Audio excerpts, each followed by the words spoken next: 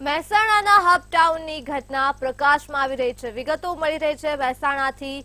મહેસાણા ખાતે આવેલા હબટાઉનની આ ઘટના છે જે પ્રકાશમાં આવી રહી છે। હબટાઉનના એક બિલ્ડિંગ પરથી યુવાન કૂદ્યો છે। મોતની છલાંગ લગાવવામાં આવી છે યુવાન દ્વારા હબટાઉનના બિલ્ડિંગ પરથી। ત્યારે અગમ્ય કારણોસર આ યુવાને મોતની છલાંગ લગાવી છે અને પોતાનું જીવન ટૂંકાવ્યું છે।